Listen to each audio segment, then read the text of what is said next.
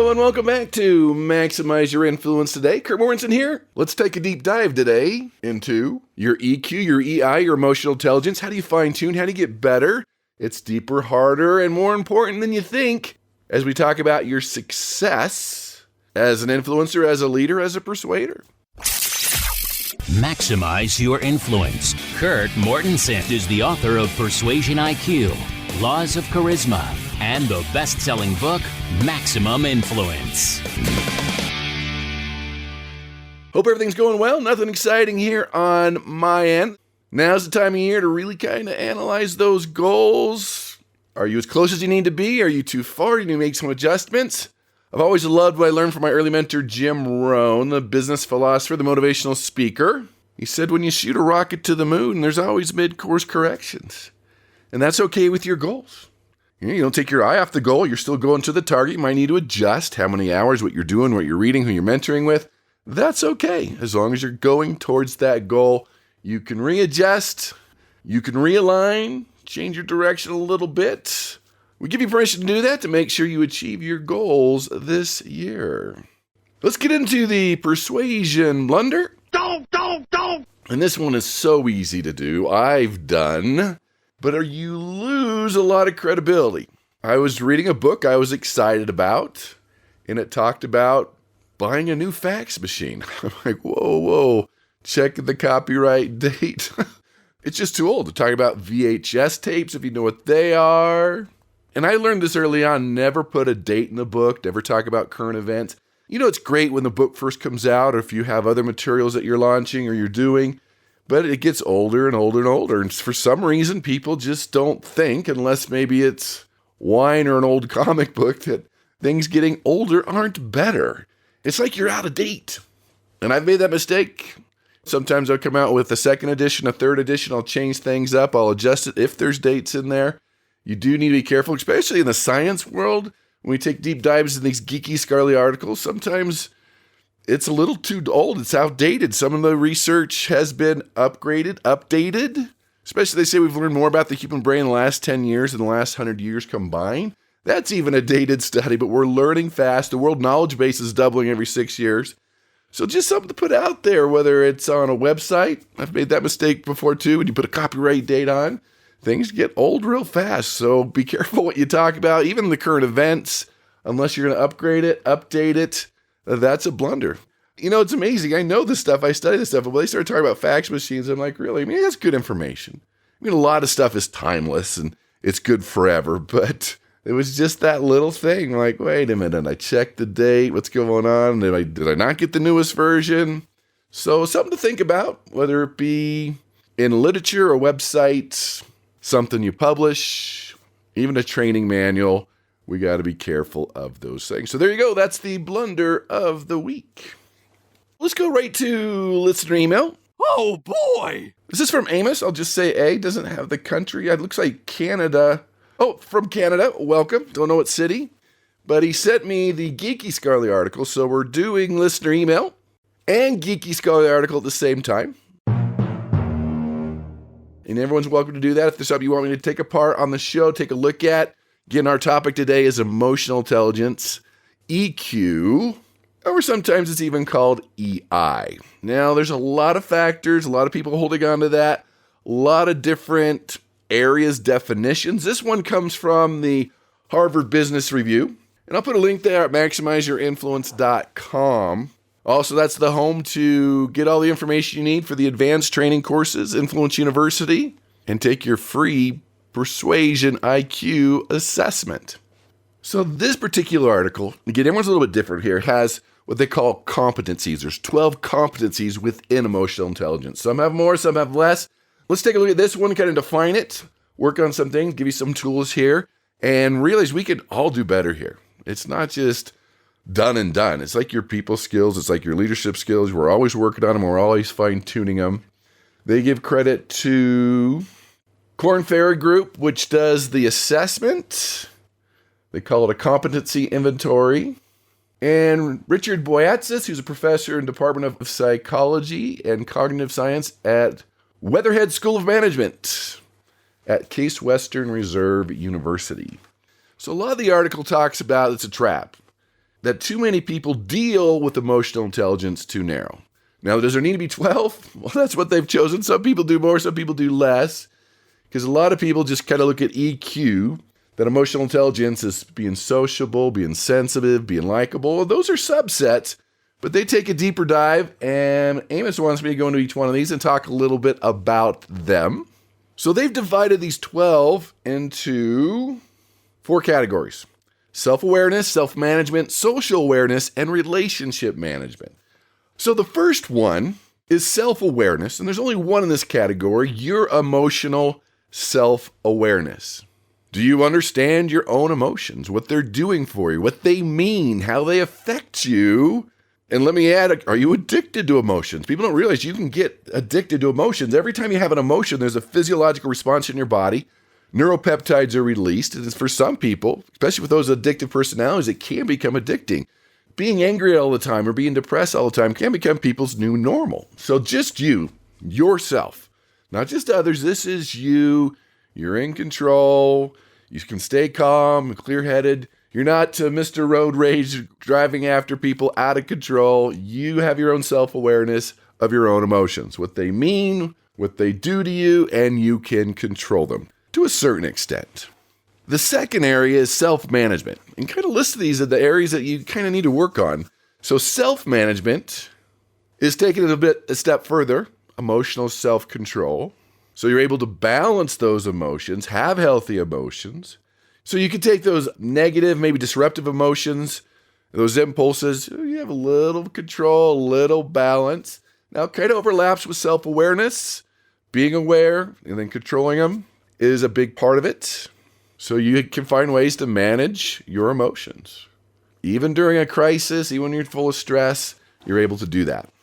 Then there's adaptability. That's also under self-management. It's being flexible, handling change. So you're okay with new ideas or interesting approaches. You can adapt to new situations. And that's important for leadership, being adaptable, looking around corners, being comfortable with change. Next one under self-management, achievement orientation.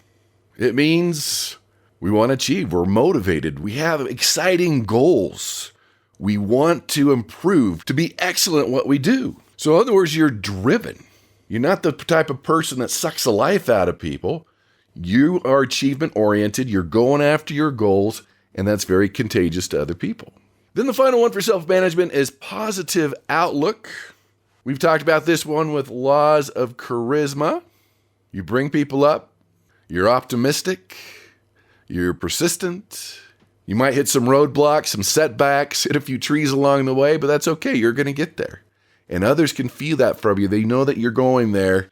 You have a healthy optimism, as I call it, because the unhealthy is when everything is so great. People want to hit you because you're just too optimistic sometimes. Just a good, positive outlook. So that's under self-management. So then there's social awareness. The first one in there is empathy. We've talked about that one before. That's a big part of charisma and leadership. You can sense their feelings. You can read the room. You can not just be sympathetic, but really get in their shoes and care. They feel that you're truly interested in their concerns, that you truly feel what they're feeling. They feel that they can talk to you. They can work with you. They can collaborate with you. That's true empathy. Now, also under social awareness, that's also what we could call a social radar, organizational awareness. So part of reading people one-on-one, I mentioned reading the group, understanding the different relationships within the organization, different power structures. Who are the influencers? What are the best networks people get to know? They're good at getting teams together. They're good to be on the team and getting the right people in the right, as they say, seats on the bus. And also part of that too is just the unwritten rules that people have, the corporate culture. They are aware of that. Now, the final one, we spent a lot of time on a lot of these on the show. First one, you've probably heard this word before, out of my mouth, is influence. So it's under relationship management. The first one is influence. To have that impact, to persuade, to convince, to influence, to get their support, to get the yes. And let me add what I've always said, get others to want to do what you want them to do and like doing it. So you're persuasive, you're engaging, and let me add charismatic. And that's a critical skill of emotional intelligence. Now, the next one in relationship management is coach and mentor. We talk a lot about this in leadership courses where you can coach somebody, your ability to give feedback and support where they're not getting upset. They feel like you're on their team, that you're interested in them, you're helping them improve themselves, turn their weaknesses into strengths if you need to. And they feel not attacked, but they feel like you're on their team, you're on their side. It's constructive feedback and that you get them. And when that happens, they don't mind when you challenge them.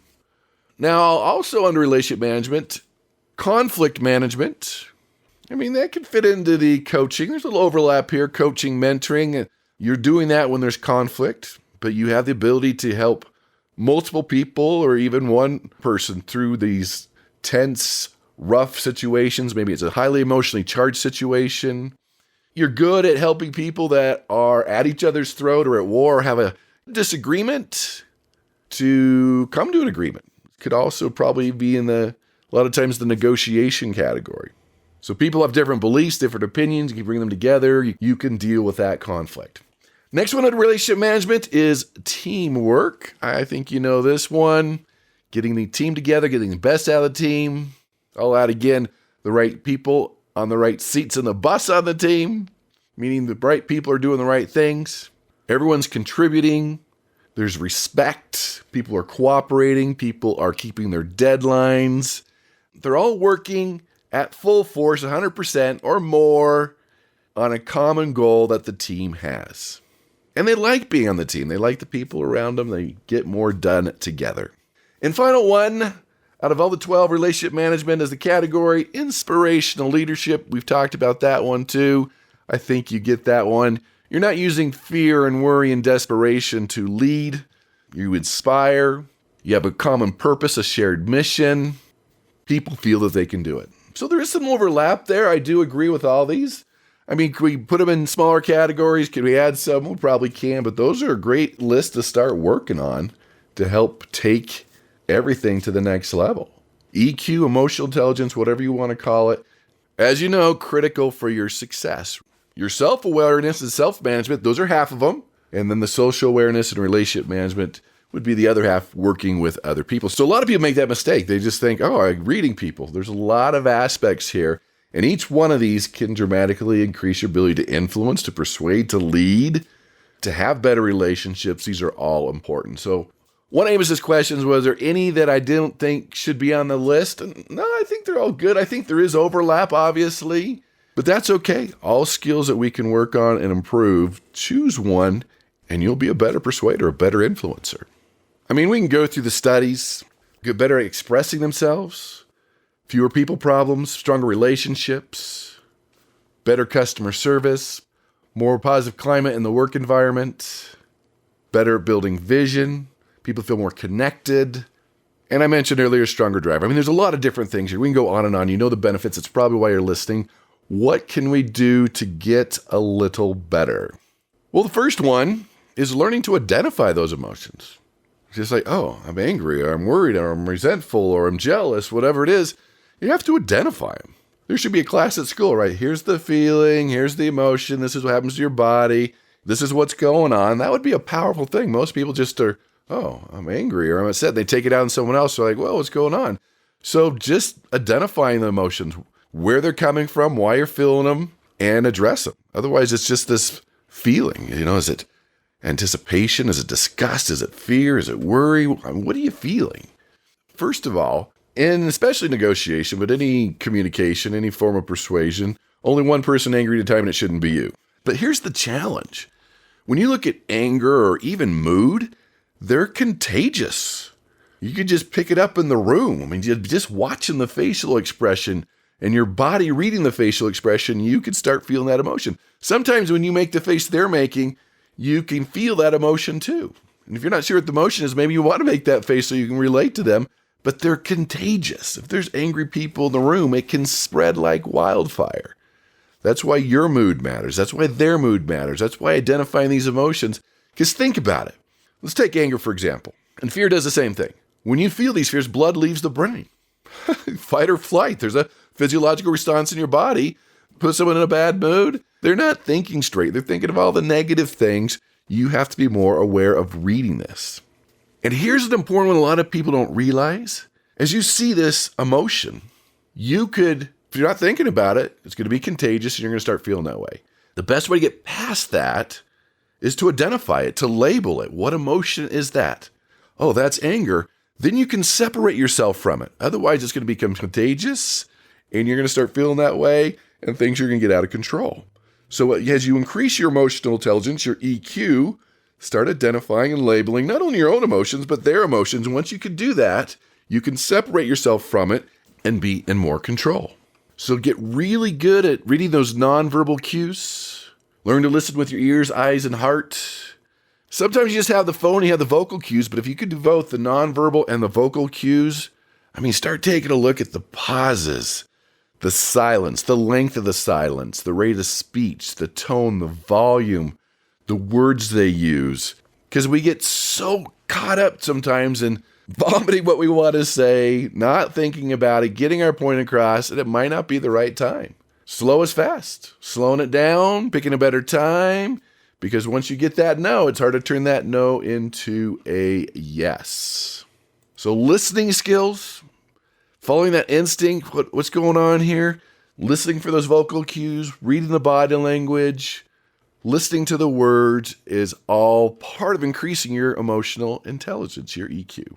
You identify it and you can realize there's a physiological response, what's going on to the brain, what's going on to the body. And there's the positive emotions that have positive responses in the body, but things are happening in the brain. Things are different. Or we're more heightened looking for things, especially with anger and other emotions, fight or flight. So remember, emotions are always more persuasive. You just don't want to trigger the wrong emotion or too much of emotion. Getting angry at a common enemy could actually be very persuasive. As long as it's not out of control anger and that anger's not at you. Getting someone in the right mood. A smile, happy, laughter, that's also contagious in a good way. Can make people easier to influence. So reading them, labeling them, staying in control of your own, all part of it. You can use fear. People use fear to persuade, buying life insurance, retirement. Sometimes that's all done out of fear. And make sure you're careful on how you identify the emotion. Well, you're an angry person. You're a very emotional person. Careful how you verbally label them if you're going to do that, but don't discount their fear, their anger, whatever it is. It's real to them. It might not be real to you. You might not get it, but make sure you don't discount it. You don't have to agree with it, but just don't discount their emotion.